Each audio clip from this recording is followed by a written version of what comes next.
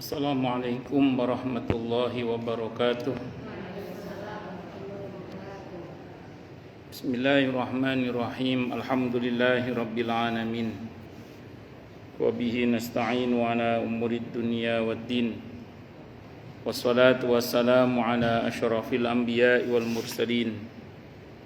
Sayyidina wa habibina wa syafi'ina wa qurrati a'yunina wa maulana Muhammadin wa ala alihi wa ashabihi wa dzurriyyatihi ajma'in, amma ba'd. Asyhadu an la ilaha illallah wa asyhadu anna Muhammadar Rasulullah wa ufawwidu amri ilallah, innallaha basirum bil ibad. Hasbiyallahu la ilaha illa huwa alaihi tawakkaltu wa huwa rabbul arsyil azim. Qala Allah ta'ala fi kitabihil karim hikayatan an nabiyillahi Musa alaihi salam. Rabbi shrah li sadri wa yassir li amri wahlul 'uqdatam min lisani yafqahu qawli. Para asatidah, para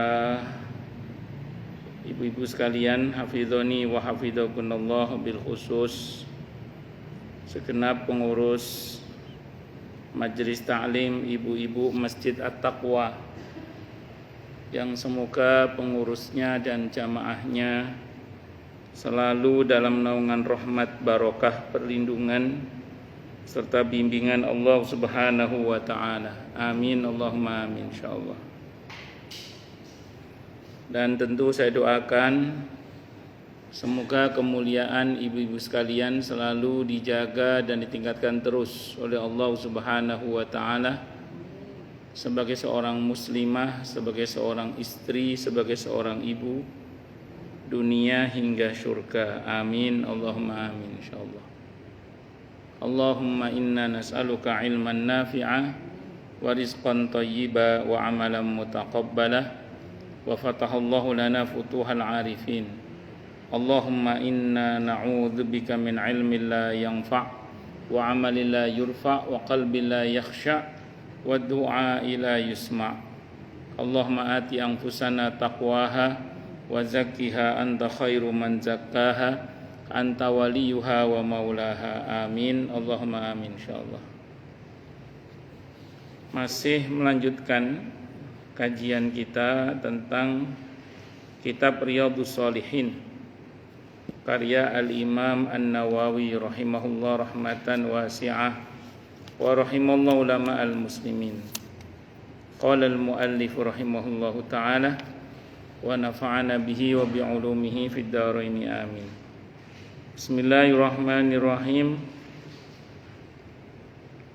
Wa 'anil Miqdam ibni Ma'di Kariba, dan diceritakan dari Al-Miqdam ibn Ma'di Kariba radhiyallahu anhu, anin nabi, hadis kelima, betul nggih?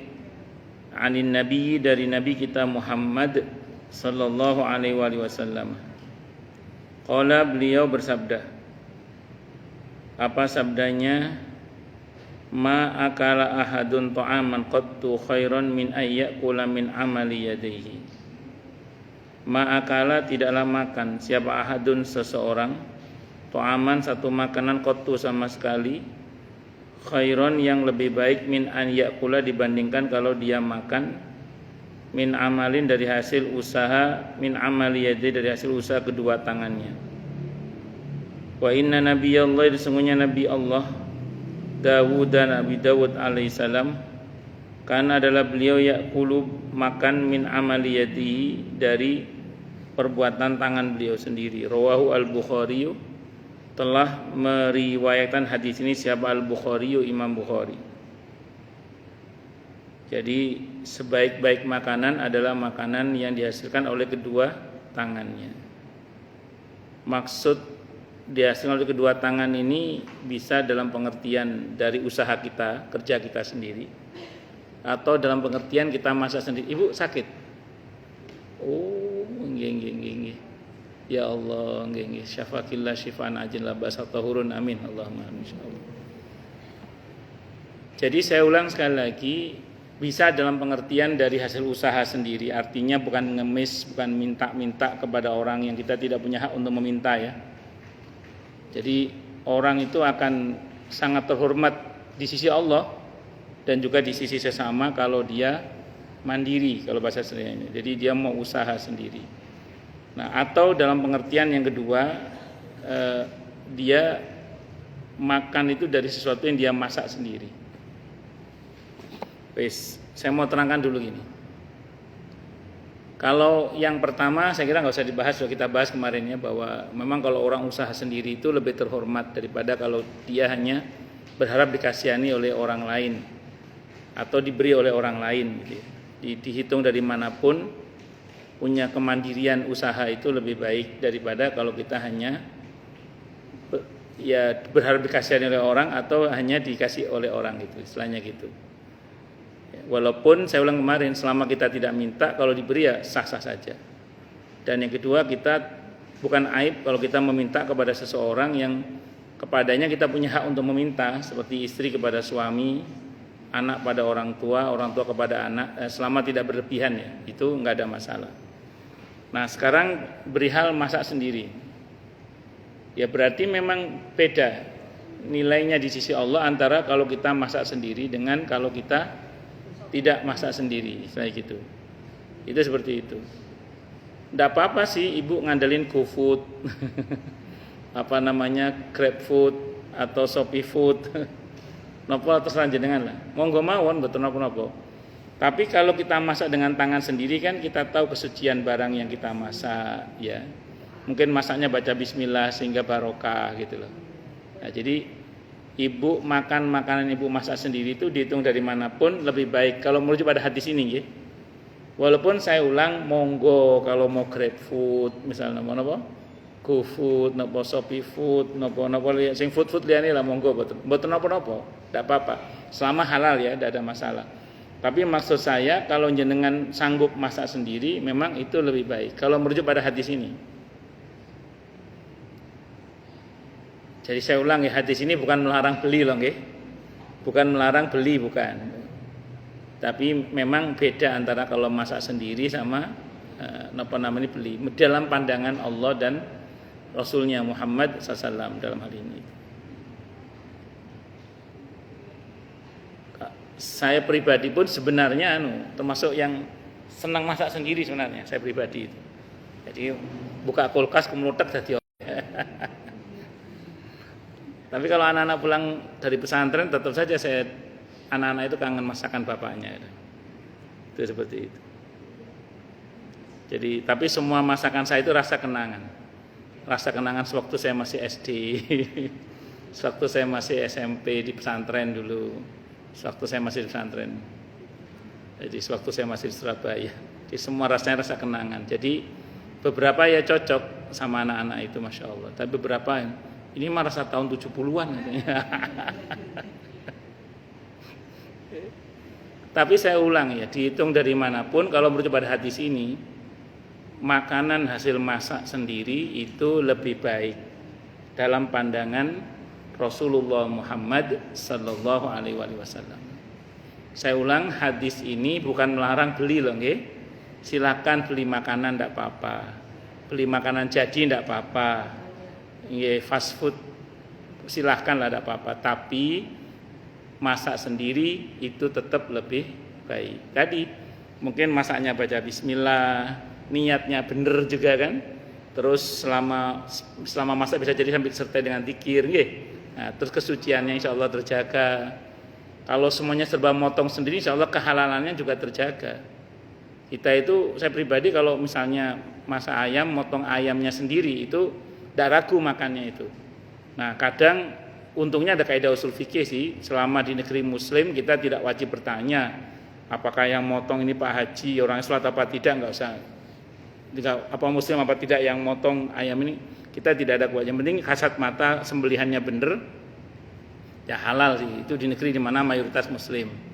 Cuman kan kalau motong sendiri itu ya lebih mantep. Kenapa? Karena kita tahu kualitas sembelihannya gitu, insya Allah.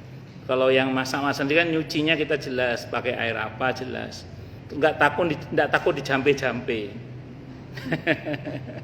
Kan katanya nggak tahu bener apa enggak, beberapa warung atau rumah makan kan katanya itu pakai dukun katanya.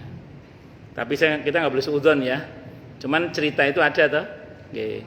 Tapi ya penglaris, tapi nggak boleh suudzon ya. Nggak boleh suudzon kalau ada warung laris. Jangan pakai, jangan. Cuman memang faktanya ada yang begitu kan, nggih? Ada yang begitu. Jadi ya kita nggak syak aja, nggak ragu aja makan. Kenapa? Karena masak sendiri. Bentuk sihirnya kan macam-macam. Ono sing dilebokno kathok. Ada yang katanya pakai bayi bajang, ada yang katanya pakai darah haid itu. Naudzubillah min syarri dzalik. Macam-macam. Tapi jenengan jangan terprovokasi sama omongan orang ya.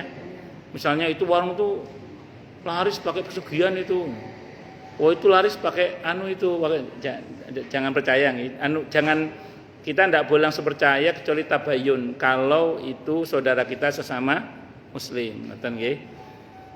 Tetap kalau mau beli silakan aja, bismillah gitu aja lah. Selesai alhamdulillah gitu aja. Nah, makanya kalau kita masak sendiri itu ya kita enggak ragu gitu, enggak ragu. Kalaupun kemudian kayak saya misalnya yang masak istri saya misalnya. Kalaupun istri saya membacai kan bacanya kan pasti insyaallah bener itu dari Al-Qur'an, ben suaminya tambah lengket sama dia kan itu. Dan tidak ada masalah toh, tidak ada masalah. Ada seseorang itu kalau mau ngasih makanan ke pasangannya itu diwiriti dulu, ya wadud, ya wadud, ya wadud, ya wadud, ya wadud. Ya wadud itu Allah yang maha mencintai dan yang maha meletakkan cinta dalam hati hambanya. Itu namanya bertawasul dengan al-asmaul husna. Ya wadud, ya wadud, ya wadud, ya wadud, ya wadud, ya. Berapa Ustaz itu sebanyak-banyaknya. Terus ditiupkan ke makanannya, terus dikasih ke suaminya atau ke anaknya biar kelepek-kelepek suaminya itu. Ya enggak apa-apa tuh menggunakan al-asmaul husna. Atau baca apalah ya. Kalau saya pernah nanya ke istri saya itu gini. Sama ini mau coba tuh, aku kok sering kangen yang sampean, saya bilang. Padahal betina ketemu. Kata istri saya, "Opo mung tak wacana walau anna Qur'anan suyirat bihil jibalu au qutiat bihil ardu au kulima bil mauta balilahil amru jami'an." Mbok wacanane ayate rek serem. Itu Quran itu kalau diletakkan ke gunung-gunung bisa hancur, terus kemudian kalau diletakkan pada orang mati bahkan bisa berbicara, terus pokoknya dan seterusnya itu ayat tentang keajaiban Al-Qur'an yang luar biasa. Ya Allah, dibaca ikut dek pantas saya. Tapi kan bacanya Quran toh, tidak ada masalah kan, ruqyah toh, tidak ada masalah. Dan yang dipelet juga suaminya sendiri, nggak ada masalah. Paham ya? Nah, jadi ibu-ibu baik suaminya biar tambah sayang. Ya, sambil masak sambil dibaca-bacakan, ya. Nah, itu kan berkah umumnya dibaca Quran. Tapi kalau yang baca orang lain yang nggak jelas statusnya kan kita nggak tahu yang dibaca apa.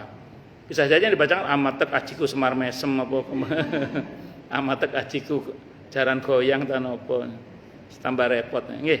Nah, jadi insyaallah aman. Makanya kalau masak sendiri ini memang dihitung dari manapun itu lebih baik. Sebenarnya ada lagi ya yang Allah suka sekali, yaitu dalam sebuah hadis yang sahih riwayat Abu Ya'la di mana Nabi bersabda kama qala ahabbut ta'ami ilallahi kasratul aid, kata Allah, kata Nabi gitu. Jadi makanan yang paling Allah sukai itu adalah makanan yang dimakan dengan tangan banyak. Maksudnya makan bareng. Makan bareng ini prakteknya bermacam-macam. Tren ibu-ibu sekarang itu makan nasi liwet pakai daun pisang panjang gitu, terus makan bareng. Monggo kalau mau. Tapi ada sebagian orang mungkin tidak terbiasa ya, sehingga non sewu rada-rada gila. Ya, yang penting makan bersama lah. Jadi ditaning di meja, ambil sendiri, prasmanan makan bareng-bareng. Yang penting makan bersamanya itu. Kasratul aid itu maksudnya makan bareng, enggak makan sendiri itu. Itu seperti itu. Bisa dimengerti ya? Nah, itu termasuk makanan yang paling Allah sukai. Ahabbut ta'ami ilallahi kasratul aid. Kayak hadisnya sahih dari Abu Ya'la. Jadi makanan yang paling Allah cintai adalah makanan yang dimakan dengan tangan banyak itu. Allahu Akbar. Berikutnya bab tentang bermurah hati, berderma dan berinfak dalam kebaikan. Saya mau terangkan dulu tentang bermurah hati. Berarti dermawan ya, dermawan. Orang kalau diberi sifat dermawan ini oleh Allah udah potensial masuk surga. Jadi orang itu kalau diberi hati dermawan oleh Allah, potensial masuk surga. Karena orang yang dermawan itu dekat kepada Allah, dekat kepada manusia, dekat kepada surga, jauh dari neraka. Orang dermawan itu. Orang pelit itu jauh dari Allah, jauh dari manusia, jauh dari surga, dekat dengan neraka. Itu orang pelit. Itu seingat saya baca dalam Lubabul Hadis ada riwayat itu akamakal. Saya ulang, orang yang dermawan. Pokoknya orang kalau diberi sifat dermawan dalam hatinya oleh Allah, orang dermawan itu dekat dengan Allah, dekat dengan manusia, dekat dengan surga, jauh dari neraka. Orang pelit, apalagi pewuli pakai dal ya, itu jauh dari Allah, jauh dari manusia, jauh dari surga, dekat dengan neraka. Nah, saya mau terangkan dulu, dan ini sering saya terangkan mungkin. Kalau bosen bilang cut ya. Ini untuk mengingatkan saja. Ukuran dermawan atau tidak dermawan itu bukan soal memberi atau tidak memberi pengemis ya. Ini sering saya sampaikan. Ukuran dermawan atau tidak dermawan itu bukan memberi atau tidak memberi pengemis, bukan itu. Bukan memberi atau tidak memberi pengamen, bukan itu. Ukuran dermawan atau tidak dermawan itu adalah bagaimana kita kepada kewajiban harta kita, peduli apa tidak. Bagaimana kepedulian kita terhadap hak-hak orang-orang yang kepada mereka kita ada kewajiban. Nah, itu ukuran dermawan di situ. Jadi bukan soal memberi atau tidak memberi pengemis. Makanya saya sering sampaikan, kalau ada orang ngemis misalnya gitu ya, terus teman jenengan ngasih, itu belum tentu dia dermawan. Karena ada orang itu kalau ke pengemis peduli tapi gak bayar utang ya nak ngono iku. Iya, kenapa saya berani ngomong, ada yang ngomong gitu ke saya soalnya. Jadi ada orang itu kalau bantu sesama itu peduli tapi utang gak bayar-bayar. Ya apa sama? Paham maksudnya nggih? Padahal kewajibannya apa? Bayar utang kan? Iya. Jadi dia bisa berbagi ke orang lain, tapi utang gak bayar-bayar ya apa itu terus tadi ini. Makanya ini ukurannya bukan itu satu. Nah terus kemudian bagaimana berkaitan dengan hak-hak orang yang harus dia penuhi. Kalau itu dia peduli, sampai situ dia paling enggak sudah disebut orang yang dermawan pada paket dasarnya ya.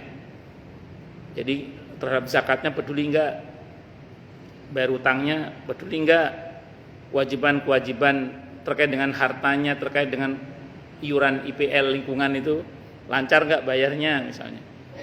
Kalau semua kewajiban terkait dengan hartanya lancar, ya sudah, insya Allah dia dermawan. Apalagi didukung dengan yang sunnah-sunnah, masjid, musola, fakir miskin, anak yatim, dan seterusnya. Berarti tambah sempurna lagi.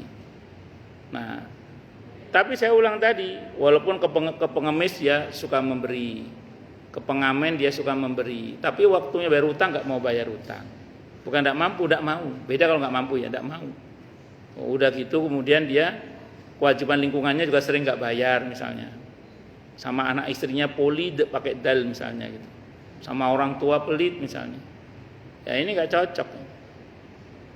Jadi emang ada orang seperti itu? Ada. Saya pernah ada seorang itu konsultasi ke saya. Jadi suaminya ini kalau ada sumbangan untuk anak yatim peduli sekali. Tapi istrinya minta duit itu dibatasi sekali. Padahal dia orang kaya. Bukan orang miskin, orang kaya. Jadi ya akhirnya cerai juga sih akhirnya. Ya, jadi ini karena ada terjadi ketidakseimbangan antara kalau ke orang lain dermawannya luar biasa, sementara kepada keluarga sendiri pelitnya luar biasa. Jadi macam-macam, makanya hati-hati nih. Kemudian yang kedua berkaitan dengan berderma, berbagi. Berbagi ini dan berinfak dalam kebaikan. Jadi gini ya, berderma, berinfak, berbagi lah kalau bahasa. Itu ada yang hukumnya wajib, namanya zakat. Itu infak yang wajib namanya. Jadi infak yang wajib di antara namanya apa tadi? Zakat. Ada infak yang wajib itu namanya nafkah. Ada infak yang wajib itu namanya bayar utang. Ada infak itu tadi distribusi harta ya, mengeluarkan duit itu loh. Nah, itu wajib hukumnya itu. Terus kemudian ada nanti infak itu yang sunnah, hadiah, hibah, sodako, wakaf, nah itu termasuk yang sunnah itu nanti. Kalau ujroh gaji itu wajib itu nanti. Jadi singkat kata, singkat cerita, kalau kita bicara ini, maka kita sepertikan yang wajib-wajib dulu, baru kemudian kita peduli dengan yang sunnah-sunnah. Itu rumus dasarnya dulu itu.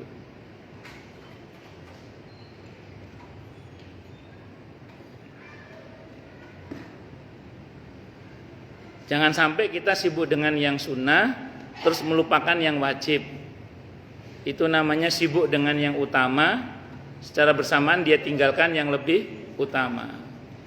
Kalau orang Jawa bilang, nguber uceng kelangan delek namanya. Ngejar ikan kecil, kehilangan ikan besar. Itu hati-hati itu. Allahu Akbar. Qala Allah Ta'ala berfirman, wa ma anfaqtum min syai'in fahuwa yukhlifuh.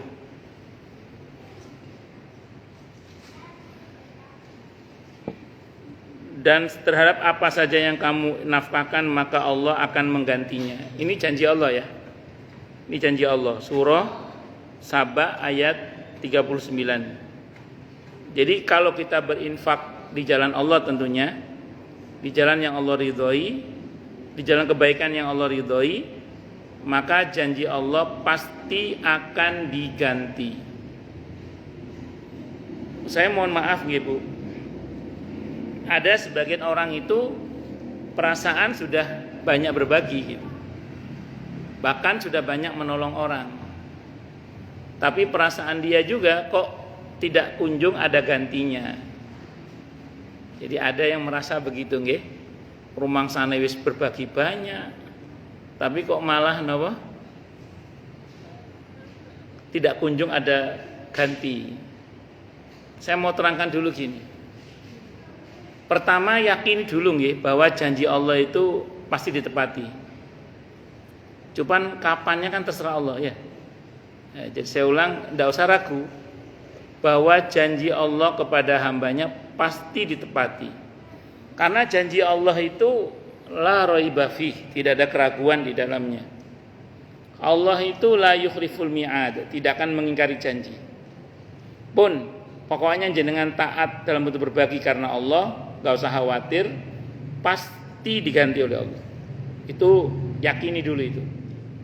Terus kapan gantinya itu terserah Allah. Mungkin tidak sekarang, tapi nanti di saat itu dibutuhkan. Entah di dunia, yang pasti di akhirat sih. Kalau kita ikhlas dan benar dalam mengamalkannya. Satu dulu. Yang kedua, kadang sudah diganti sih sebenarnya, cuma kita nggak ngeh. Kenapa gini? Karena sebagian orang membayangkan yang namanya diganti ya dengan materi gitu. Namanya ngeluarin duit, gantinya duit. Itu pengertian sebagian orang. Padahal yang Allah mau bisa jadi nggak begitu. Bisa jadi yang Allah mau itu dalam bentuk kesehatan, ya, anak-anak yang solih-solihah, misalnya suami yang baik, terus tetangga yang baik, misalnya atau teman-teman yang baik atau lingkungan yang baik, bisa jadi berbentuk itu gitu. Cuman ya tadi sebagian orang tidak memahami itu, sehingga singkat kata singkat cerita, seseorang itu kemudian belum apa-apa udah motong gitu, karena nganggap tidak ada balasan, padahal sudah Allah balas sebenarnya, tapi dalam bentuk yang imateri atau non materi. Ada sih yang ditambah dalam bentuk materi, ada. Misalnya nambah rumah baru misalnya gitu. Itu balasan. Itu balasan yang materi. Ya alhamdulillah ya kan suka-suka Allah bentuknya kan suka-suka Allah itu. Tapi ada juga yang mungkin non materi tadi. Nah, yang non materi ini harus dipahami bahwa nikmat Allah yang non materi itu jauh lebih banyak bisa jadi dibandingkan dengan yang imateri. Makanan yang enak bisa dibeli, enaknya makan enggak bisa dibeli itu. Jenengan kalau sekarang ongol-ongol masuk, jengkol masuk, pete masuk, sate kambing masuk semua, alhamdulillah syukuri itu. Berarti apa? Itu nikmat yang luar biasa. Itu imateri itu. Nikmatnya makan tuh imateri. Allahu Akbar. Berapa banyak orang yang sudah mulai menghindari ini itu kan? Jenengan sik mlebu kabeh, alhamdulillah. Alhamdulillah. Allahu Akbar. Wa qala ta'ala, dan Allah Ta'ala berfirman.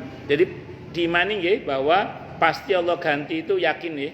Yakin dan husnudzon sama Allah, Allah tidak akan mengingkari janji. Soal gantinya kapan itu terserah Allah, bentuknya terserah Allah. Pun diyakini mawon.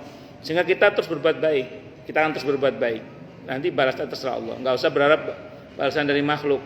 Makhluk mau balas enggak balas itu terserah, yang penting urusan kita dengan Allah saja. Tuh, lain nuruti karepe makhluk macam-macam. Terus kemudian Allah Ta'ala juga berfirman di surah Al-Baqarah ayat 272. Wa qala ta'ala, dan Allah Ta'ala berfirman di Al-Baqarah 272, wa ma tunfiqu min khairin fali anfusikum wa ma tunfiquna illa ibtigha'a wajhillah wa ma tunfiqu min khairi yuwaffa ilaikum wa antum la tudlamun. Dan apa saja harta yang baik yang kamu nafkahkan, maka pahalanya itu untuk kamu sendiri. Dan janganlah kamu membelanjakan sesuatu melainkan karena mencari keridhaan Allah.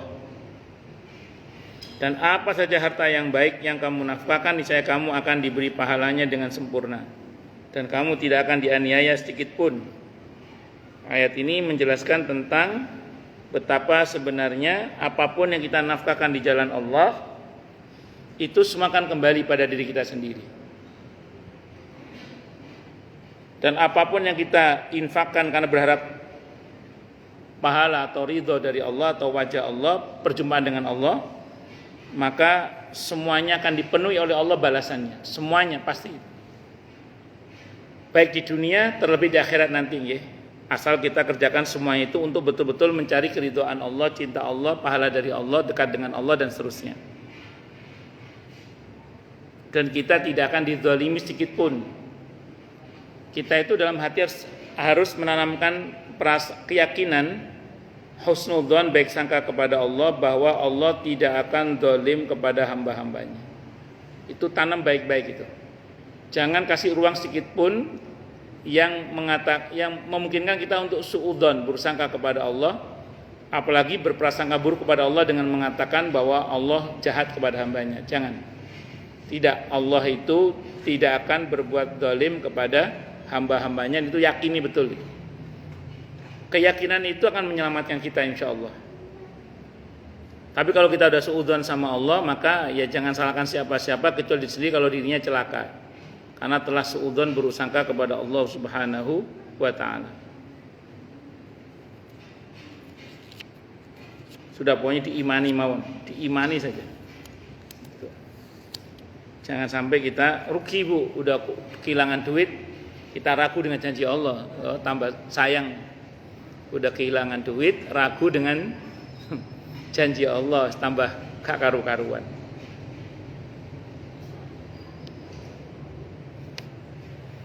Wa qala ta'ala, dan Allah Ta'ala berfirman di surah Al-Baqarah 273, ini tentang orang yang tidak memaksa dalam memintanya itu. Wa ma tunfiqu min khairin fa innallaha bihi alim. Dan apapun yang kalian nafkahkan dan apa saja harta yang baik yang kalian nafkahkan, maka sungguhnya Allah Maha mengetahui. Maksudnya kalau berinfak yang ikhlas karena Allah, enggak usah takut orang enggak tahu, Bu. Yang penting Allah Maha tahu. Jadi enggak penting orang tahu atau enggak tahu. Yang penting Allah Maha tahu. Oke? Nah, kalau orang yang ikhlas itu enggak takut orang enggak tahu. Kenapa? Yang penting Allah Maha tahu. Makanya orang yang ikhlas itu tidak sibuk menjelaskan, tidak sibuk menjelaskan bahwa sekali waktu dia menjelaskan itu sebatas karena diperlukan saja, tapi dia tidak akan sibuk menjelaskan tentang kebaikan dirinya. Kenapa? Karena bagi dia nggak penting orang menganggap dia baik atau tidak, yang penting kan Allah, dan Allah pasti mengetahui itu. Kalau kadang dalam interaksi muamalah kula nggih pribadi lah istilahnya ngoten. Kadang ya namanya orang kan salah paham itu kadang terjadi ya. Bisa ngerti ya, kadang salah paham itu terjadi. Ya kadang baca situasi juga, kalau sekiranya bisa dijelaskan ya saya jelaskan. Tapi kalau dengan penjelasan malah tambah ruwet, mending menengahi lah. Serahkan kepada Allah. Toh yang membolak-balikan hati manusia itu siapa? Allah. Yang penting dalam hati kita apa? Soal orang salah paham wis wateke menungso. Nah, tapi kalau Allah kan Maha tahu. Yang penting niat kita adalah baik. Gak usah jauh-jauh Bu. Kita sudah berniat dengan baik dan benar. Kita sudah berusaha membantu dengan baik dan benar. Disampaikan dengan cara yang baik dan benar. Itu saja kadang masih salah pahami terjadi. Terjadi. Itulah manusia. Nah, orang Jawa bilang nuruti omongi wong gak dadi wong. Nah, maksudnya orang yang gak jelas ya. Kalau orang yang tulus menasihati kita, ya tentu kita dengarkan. Ngoten nggih. Jadi wis pokoke kalau urusan dengan makhluk itu enggak usah terlalu diambil pusing. Tawajuh pada penciptanya, fokus pada penilaian Allah, enggak usah pada penilaian makhluk, nggih. Nah, sibuk dengan penilaian makhluk itu akan memperburuk hubungan kita dengan Al-Khaliq. Saya ulang nggih. Sibuk dengan penilaian makhluk akan memperburuk hubungan kita dengan Al-Khaliq. Wong kita itu sederhana kok Bu. Nun sewu nggih, dalam praktek muamalah dalam keseharian nggih. Anggaplah satu saat namanya manusia Bu keterlepasan omong nggih, atau salah mengambil sikap, salah mengambil langkah sehingga kadang menimbulkan salah paham. Saya ulang nggih. Oke, kalau sekiranya memang bisa dijelaskan kita jelaskan supaya tidak terjadi fitnah yang berkepanjangan. Tapi ada masa di mana kadang semakin kita jelaskan itu semakin ruwet. Mending diem, serahkan sama Allah, mohon sama Allah. Karena terpenting adalah penilaian dari Allah untuk kita. Sementara hati manusia itu kan Allah yang berkuasa membolak-balikkan. Itu rumus gitu, nggih. Nah, itu rumusnya gitu. Jadi baik-baik sama penciptanya aja. Toh yang kita harapkan kan penilaian dari Allahnya bukan dari makhluknya. Kalau makhluknya, dan satu lagi, kalau memang dasarnya dia adalah orang yang baik, manusia itu orang yang baik maksud saya, maka dia pasti akan mengedepankan husnudzon kepada kita. Sebagaimana kita berusaha mengedepankan husnudzon, maka kalau dia orang yang baik pasti ke kita akan mengedepankan husnudzon, tidak akan suudzon. Nun sewu nggih, misalnya saya dapat berita miring misalnya tentang bukus misalnya gitu. Kalau saya langsung percaya, saya dosa. Kan arahan Quran di Al-Hujurat apa? Suruh tabayun kan? Iya. Berarti sikap pertama saya ketika saya mendengar berita miring tentang bukus, ya tidak percaya. Tidak percaya, gitu aja. Kalau saya punya kepentingan, baru tabayun sama bukus. Bu, apa betul gini-gini?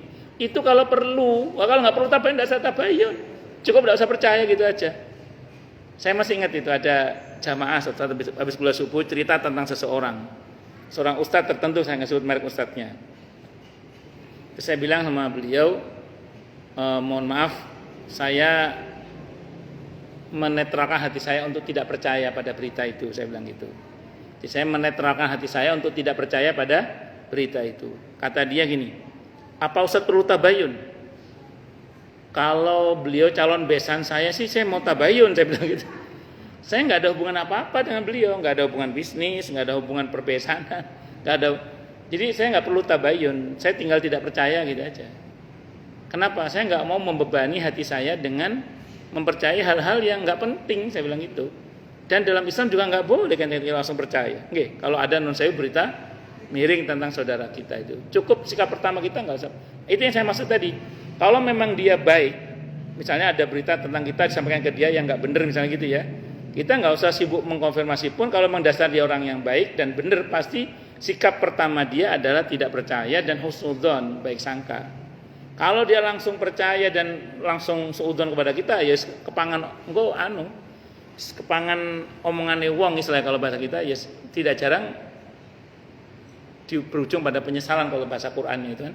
Orang kalau banyak berprasangka, terus kemudian Al-Hujurat itu, terus kemudian langsung menerima berita buruk dari seseorang, terus langsung ambil tindakan, tidak jarang itu berujung pada penyesalan di belakang hari, karena ternyata tindakan yang dimaksud itu tidak benar. Makanya hati-hati, nggih, hati-hati. Tapi saya ulang, kalau kita mencoba ayatin lagi, saya ulang ya, fokus kita pada jangan fokus pada penilaian orang, tapi lebih fokus pada penilaian Allah. Orang yang sibuk dengan penilaian makhluk akan memperburuk hubungannya dengan Al-Khaliq. Wah, itu kudu dilus-lus terus dodo niku. Nah, ngoten nggih, tidak usah kepangan omongane wong. Pun lanjut. Nah, begini Bu, kalau nggak diingatkan kadang ya lupa kita ini kadang nggih. Makanya kadang harus diingatkan terus gitu. Bon, hadis yang pertama. Wa an Ibnu Mas'ud, diceritakan dari Abdullah bin Mas'ud radhiyallahu anhu anin Nabi, dari Nabi kita Muhammad sallallahu alaihi wasallam. Qala, beliau bersabda. Apa sabdanya? La hasada illa fisnatain. Tidak boleh dengki kecuali di dalam atau kecuali kepada dua orang. Pertama, rajulun atahullahu malan fasallatahu ala halakatihi fil haqq.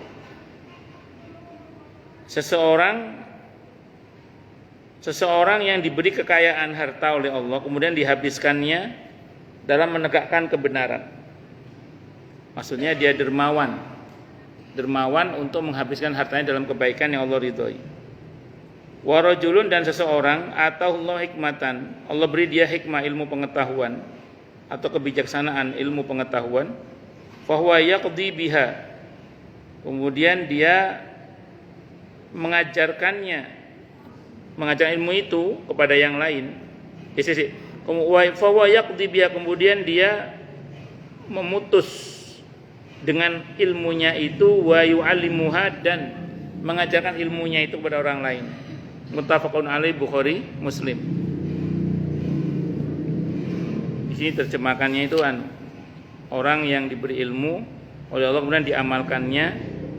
Oh, yaqdi itu diamalkan. Saya pikir dia memutuskan sesuatu dengan ilmu itu. Yaqdi qadha yaqdi itu berarti qadha yaqdi berarti melaksanakan. Nah, dia melaksanakan ilmu itu dan mengamalkan ilmu itu berarti. Nggih, pun. Hadisnya riwayat Bukhari Muslim. Tidak boleh ada dengki kecuali pada dua orang. Pertama, orang yang kaya, yang dermawan menggunakan hartanya untuk kebaikan yang Allah ridhoi, atau orang yang membelanjakan hartanya di jalan kebaikan atau kebenaran yang Allah ridhoi. Sebenarnya hasud di sini kan maknanya jelek ya sebenarnya, hasud itu. Karena hasud itu hubungannya dengan menginginkan keburukan terjadi pada orang lain, itu hasud namanya.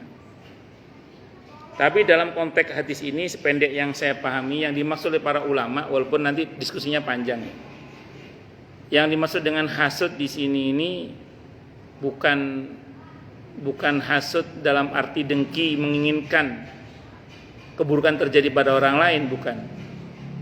Tapi hasud di sini dalam pengertian ingin seperti orang yang baik yang dia lihat itu, dalam konteks fastabiqul khairat, berlomba-lombalah dalam kebaikan. Jadi contoh gini misalnya, panjenengan lihat di media sosial misalnya gitu ya, ada orang kaya raya dermawan, terus dalam hati jenengan pengen kayak gitu saya. Nah, kita pengen orang itu tetap dermawan dan kaya, cuman kita pengen lebih hebat dari dia. Itu namanya ghibthah. Cuman di sini Nabi nggak menggunakan kata ghibthah, makanya saya tidak mengarahkan ke ghibthah, tapi saya mengarahkan kepada fastabiqul khairat, berlomba-lomba dalam kebaikan. Nah, cuman di sini Nabi tidak menggunakan redaksi ghibthah, boten. Nabi menggunakan redaksi hasud. Nah, tapi saya memahaminya, sependek yang saya pahami, maksud saya ini yang dimaksud dengan hasud di sini adalah dalam konteks fastabiqul khairat. Makanya kalau mboten menyimpulkan penghibtoh mboten, karena Nabi tidak menggunakan redaksi ghibtoh. Walaupun ada ulama yang mengarahkan ke situ, tapi kalau lebih memahaminya kepada pengertian fastabiqul khairat, berlomba-lomba dalam kebaikan. Jadi dalam hati kita pengen dia tetap baik, dia tetap sukses, dia tetap berhasil, dia tetap kaya, tapi kita pengen seperti dia, bahkan lebih dari dia. Itu namanya al-musabaqatu bil khair, berlomba-lomba dalam kebaikan. Yang kedua, ada orang yang berilmu, dia amalkan ilmunya dan diajarkan ilmunya. Maka kita boleh menginginkan seperti itu. Dalam arti pengen saya lebih hebat dari dia, tidak apa-apa.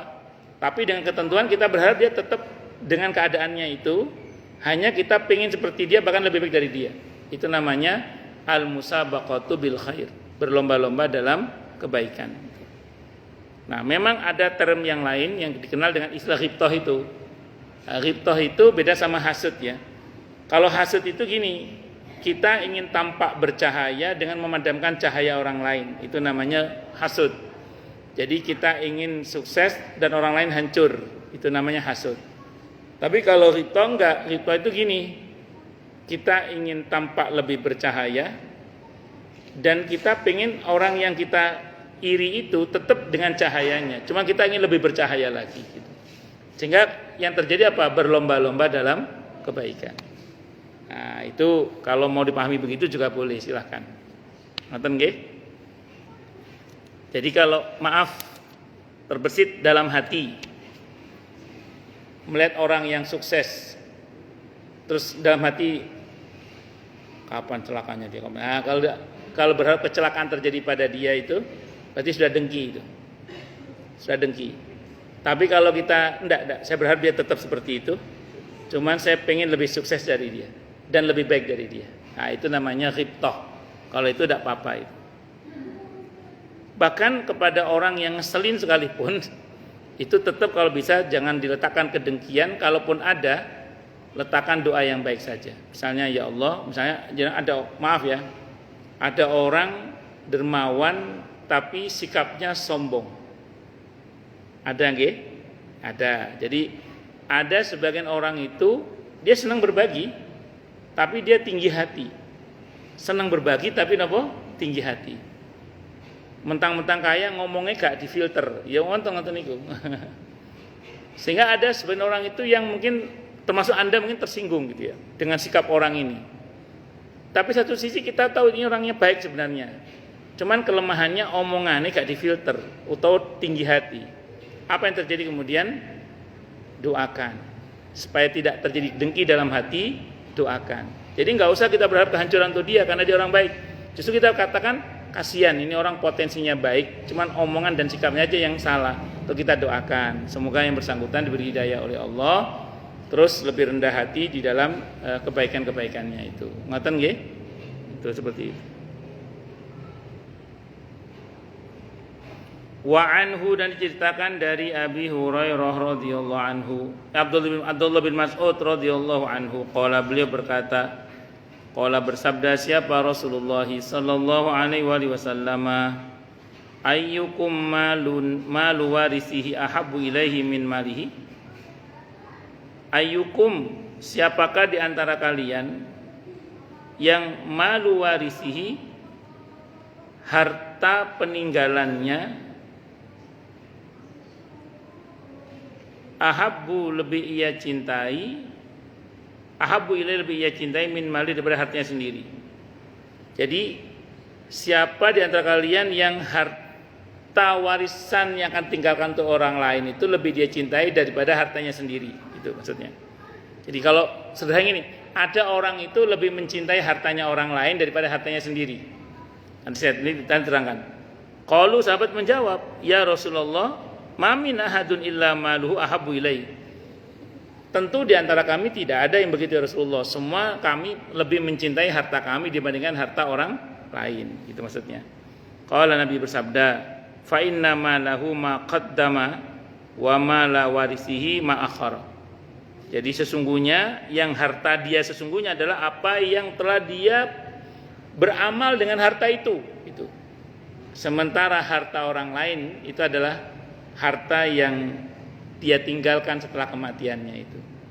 Saya mau terangkan ini, itu artinya harta tinggalan waris untuk orang lain maksudnya. Rawahu Al-Bukhari, hadis Al-Bukhari. Kita ini alhamdulillah masya Allah kan diberi harta oleh Allah. Yang milik kita yang mana? Yang kita beramal dengannya dalam kebaikan yang Allah ridho, itu yang milik kita yang sebenarnya itu. Jadi yang di tabungan, yang di dalam bentuk saham, rumah, mobil dan lain-lain, itu hak kita hanya sebatas yang sudah kita gunakan di jalan Allah, itu aja. Yang sudah kita gunakan di jalan kebaikan yang Allah ridhoi. Sisanya itu begitu kita mati milik orang lain, nggak mati ahli waris. Itu pun kalau ahli warisnya masih bisa menguasai. Saya beberapa waktu yang lalu ngobrol dengan beberapa orang yang sulit ngurus deposito.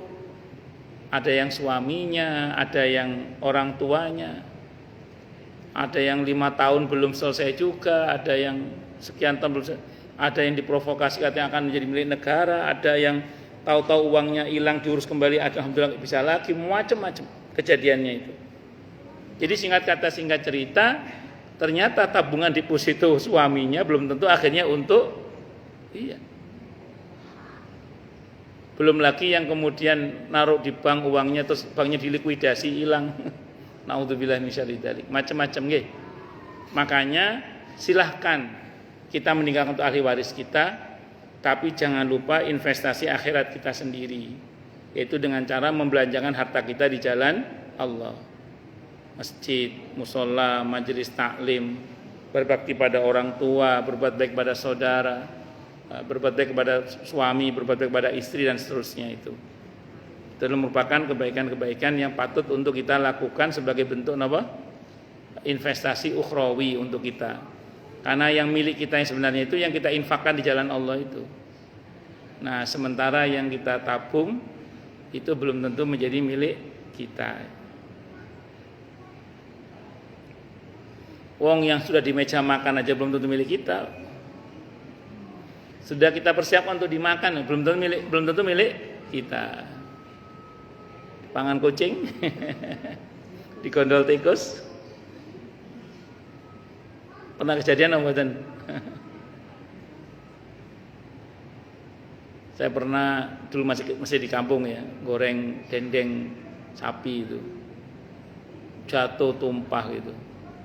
Ya, tak kepangan. Kata ibu saya, Allah yarham, dah mungkin itu bahaya. Alhamdulillah oleh Allah ditumpahkan. Artinya wis ketok moto digoreng kan sudah hampir dimakan berarti kan. Kalau bukan takdirnya ya luput juga itu. Pernah mau sahur itu beli bebek goreng. Udah taruh wis persiapan buat sahur nanti. Begitu waktunya sahur, alhamdulillah bahkan tulangnya enggak kebagian kita ini. Buat gondol tikus ceritanya. Ceritanya itu saya masih kontraktor saat itu. Masih kontrak. Rupanya kamar mandi itu ada akses lubang. Tikus lewat situ masuk. Zaman masih kontrak petakan itu kan napa namanya? Makanan kan taruh bawah, betul enggak punya meja makan itu saat itu. Wassalam. Wassalam. Napa? Rezekinya tikus. Alhamdulillah. Ya mungkin belum Allah takdirkan untuk menjaga menyelamatkan kita dari bahaya makanan itu. Baik sangka aja gitu. Nggih, walaupun ya gregetan pisan yo. Nah manusiawi nggih. Gregetan manusia, tapi kan terus ini pentingnya kita ngaji ya. Jadi dalam Islam itu kita itu tetap boleh dengan fitrah kemanusiaan kita, tapi kemasannya harus syar'i. Jadi manusia yang syar'i. Sedih pasti. Kesel ya kesel, siapa enggak kesel. Tapi tetap nerima takdir. Ya alhamdulillah ya Allah, alhamdulillah. Dan ya astagfirullah. Cuman paling enggak kalau bahasa Nabi itu al-kamakal ya ketika putra beliau wafat ya kami bersedih. Cuman kami tidak akan berkata kecuali yang Tuhan kami ridho. Nah, kami tidak akan berkata-kata kecuali yang Tuhan kami ridho. Ya sedih jadi mau sedih siapa sing mengingin sedih. Ini kalau saya buka peci ada putih-putih rontok, ini kain dalamnya rontok ini Bu. Berarti ada tulisannya harus diganti berarti ini. Wis tua berarti ini, peci ini pun tua nih. Jadi ada peci ini ada lapisan kayak kain saringan gitu loh. Nah ini kalau udah terlalu lama ternyata rontok. Nah, ibu takutnya ngira saya berketumbe kok ada putih-putih rontok. Jadi putih-putihnya peci saringan nih peci ini. Allah nggih monggo sampun silakan yang mau tanya protes marah boleh silakan. Masalah itu masalah yang lain boleh monggo. Oke. Kalau ada. Kalau nggak ada berarti jelas semua atau tidak jelas semua. Monggo silakan Bu, monggo silakan.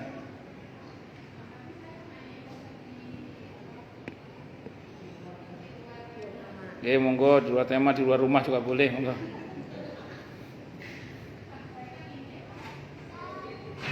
Oh, nggih.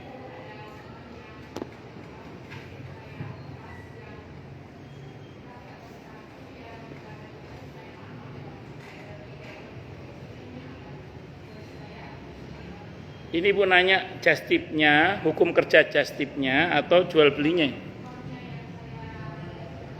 Daya usaha just tip Ibu itu bagaimana hukumnya gitu kan?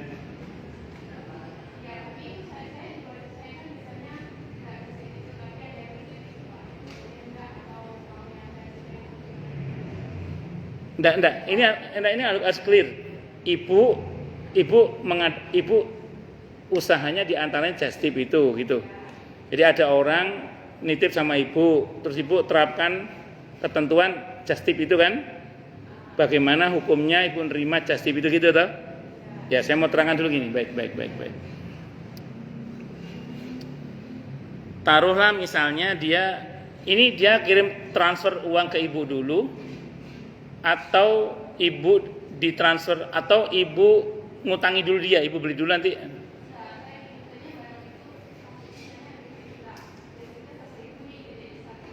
Enggak, orang itu ngirim uang ke ibu dulu, ngirim dulu ke uang ke ibu. Oke, berarti bukan utang ya, bukan utang ya wis. Mbak, iki regone sakmene. Ini bukan utang ya berarti ya, karena sudah ngirim dulu kan dia uangnya. Ya, karena dalam arti dia nggak utang sama ibu gitu. Mbak, ini harganya 100. Aku njaluk ongkos ya, yuk uang bensin aku. Boleh nggak gitu? Boleh nggak gitu? Boleh, ujroh namanya itu. Minta upah namanya, boleh. Ya, jadi kalau bisa itu deal di awal. Jadi, yang kok tak tukang Mbak, cuman transfer sik yang aku. Tapi aku minta upah ya. Jadi gini, harganya sesuai tetap 100. Ya, terus yang itu upah, just tipnya itu jasa titipnya upah, namanya ujroh. Itu akadnya namanya ijaro. Ibu jual waktu sama dia. Ibu jual waktu. Aku mau ngono di Prancis ini Mbak. Aku mau di Paris iki. Paris Van Java, Bandung maksudnya. Ayo sama nitip apa? Nitip dia transfer kan, itu ibu belikan. Ya, tapi sebelumnya ibu ngomong tadi, tapi aku minta minta uang jasa yo. Aku diupahi Mbak yo. Enggak tahu bahasa ibu apalah namanya. Itu jadi harganya tetap sesuai dengan yang dimaksud. Karena ibu ngomong terus terangan, neng ibu minta uang jasa toh, namanya ujroh itu. Sampai situ halal tidak ada masalah. Yang sempat dipersoalkan oleh para ulama itu gini, kalau dia belum transfer, jadi ibu membelikan pakai uang ibu dulu, berarti kan statusnya dia utang sama ibu kan. Terus kemudian pas ibu ngasih ke dia itu harganya ibu lebihkan. Itu yang ada yang mengatakan riba karena dianggap ibu meminta pembayaran lebih dari dia berutang kepada ibu itu. Kalau yang ini solusinya gini sebenarnya, solusinya ya. Jadi ketika ibu beli dengan uang ibu itu, ibu beli aja. Terus nanti begitu dia bilang, berapa? Ini saya jual ke kamu sekian ya. Akadnya jual beli aja. Gitu. Mbak, ini ono barang bagus, tertarik tuku apa ora? Yo pengen tuku aku. Ya wes aku tak kulaan kok ya, cuma tuku yang aku gitu aja. Dari awal ngomong gitu aja biar dia enggak kaget. Harganya berapa kira-kira? Kalau di sini sih harganya nanti aku kemarin golek untung piro lah Mbak ngono. Jadi biar jelas dari awal. Jadi nanti akad kita ke dia jual beli. Kalau yang model gitu, kalau tadi kan dia transfer dulu ke ibu toh. Kalau itu tidak apa-apa, ibu minta upah aja kalau itu. Kalau ini enggak. Jadi ibu beli pakai uang ibu ulaan namanya. Nanti begitu dia bilang, "Iki Mbak barangnya wis ono, tak dol sakmene sama saya jual sekian sama Anda." Itu namanya ibu nyari untung, tidak ada masalah. Nah, cuman memang dari awal dikomunikasikan aja supaya ngerti nanti akadnya jual beli nih. Akadnya jual beli. Bisa dipahami nggih?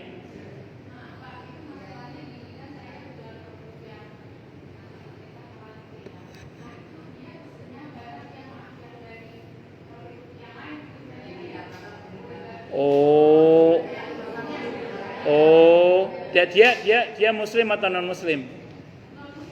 Ya sudah, belikan aja, tidak apa-apa. Tidak apa-apa, kan untuk dia nggak ada masalah.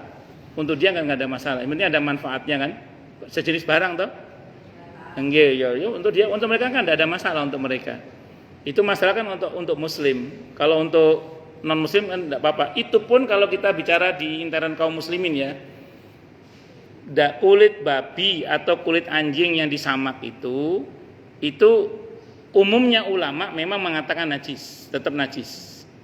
Tapi ada sebagian ulama, tapi ini kaul yang syadz ya, kaul yang lemah lah istilahnya, itu mengatakan bahwa kalau dari samak ya suci walaupun itu dari hewan yang najis. Jadi ada beda pendapat ulama, cuman yang sependek yang saya tahu sih pendapat yang paling kuat memang najis. Tapi ada pendapat yang tidak sekuat pendapat yang pertama tadi mengatakan itu suci. Nah, tapi akan lebih baik untuk kehati-hatian kalau kita sama muslim jangan pakai yang itu. Nah, kalau itu non muslim terserah dia. Yang penting itu barang untuk dia kan tidak ada masalah dan tetap bermanfaat untuk dia kan. Jadi ya nggak ada masalah insyaallah. Wallahu a'lam bishawab. Ya tidak apa-apa, tidak ada masalah. Insyaallah tidak ada masalah. Wallahu a'lam bishawab. Kalau ragu-ragu tinggal diinfakkan ke masjid itu. Gimana enggak Ustaz?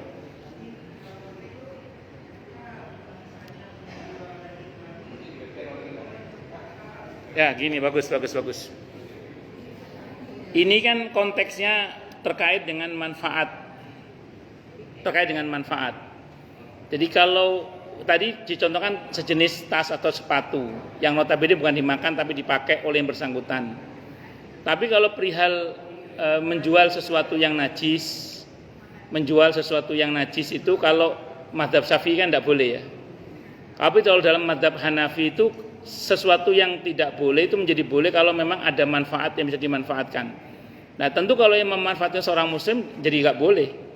Kenapa? Karena haram. Tapi kalau misalnya yang membeli orang di luar Islam, wallahu a'lam bishawab ya. Kalau saran saya tetap jangan dilakukan sih, saran saya. Tapi saya nggak berani mengatakan hukum haram karena saya bukan ulama yang punya hak untuk berfatwa dan saya lebih suka berhati-hati dalam masalah hukum haram. Cuman sebaiknya jangan dilakukan. Saya kira itu. Wallahu a'lam bishawab. 1 menit lagi silakan. Ada lagi? Jelas semua? Monggo. Oke.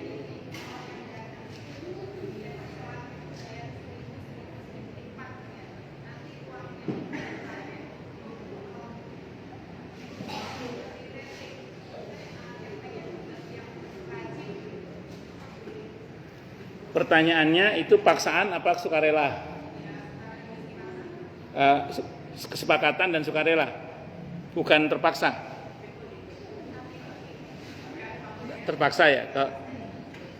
Kalau terpaksa jangan. Tapi kalau dengan sukarela tidak apa-apa. Jadi harus slogannya sukarela. Kalau nggak sukarela jangan.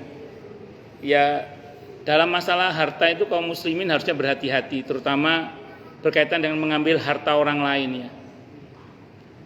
Kan sebenarnya terkait kayak sanksi atau dendanya menggunakan uang itu sebenarnya asal muasal riba jahiliyah itu kan denda pakai uang itu sebenarnya.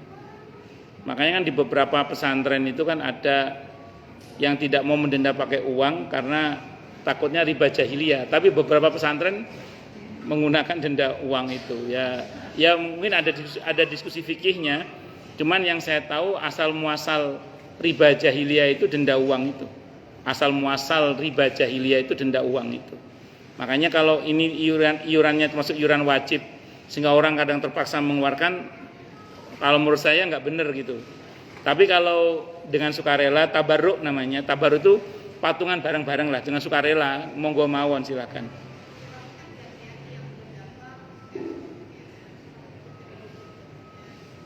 Ya pokoknya tadi tergantung dari ya kalau dipaksa tidak boleh itu karena itu bukan termasuk kewajiban.